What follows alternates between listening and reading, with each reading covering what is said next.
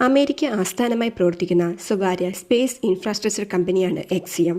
നാലാമത്തെ സ്വകാര്യ മനുഷ്യ ബഹിരാകാശ യാത്രാ ദൗത്യമാണ് എക്സിയം 4 എന്ന പേരിൽ അറിയപ്പെടുന്നത്. ഗഗൻയാൻ ദൗത്യത്തിനു ശേഷം 2040 മനുഷ്യനെ ബഹിരാകാശത്തേക്ക് എത്തിക്കുക, സ്പേസ് സ്റ്റേഷൻ നിർമ്മിക്കുക, വിവിധ പരീക്ഷണങ്ങൾ നടത്തുക എന്നീ ലക്ഷ്യങ്ങളുമായാണ് എക്സിയം 4 പദ്ധതി. 41 വർഷത്തിനു ശേഷം രാകേഷ് ശർമ്മയ്ക്ക് ശേഷം ഒരു ഇന്ത്യക്കാരൻ ബഹിരാകാശത്തേക്ക് പോകുന്നു എന്ന പ്രത്യേകതയും ഈ പദ്ധതിയിലൂടെ നടപ്പിലാകുന്നു. NASA, ISR, European space agency എന്നീ ഏജൻസികളും 4 രാജ്യങ്ങളുമായി സഹകരിച്ചാണ് 14 ദിവസത്തെ ഈ ദൗത്യം. സ്പേസ് എക്സിൻ്റെ ക്രൂ ഡ്രാഗൺ എന്ന പേടകമാണ് ഇതിൽ ഉപയോഗിച്ചിരിക്കുന്നത്. ബഹിരാകാശ നിലയത്തിലേക്കും തിരിച്ച് ഭൂമിയിലേക്കും ബഹിരാകാശ യാത്രികരെ എത്തിക്കാൻ കഴിയുന്ന, പുനരുപയോഗിക്കാൻ കഴിയുന്ന ബഹിരാകാശ പേടകമാണിത്. 700 കോടി രൂപയാണ് ഇതിന് ചെലവഴിച്ചിരിക്കുന്നത്. വാണിജ്യപരമായി ഇന്ത്യ ക്രമീകരിക്കുന്ന ആദ്യത്തെ സ്പേസ് പര്യവേഷണം.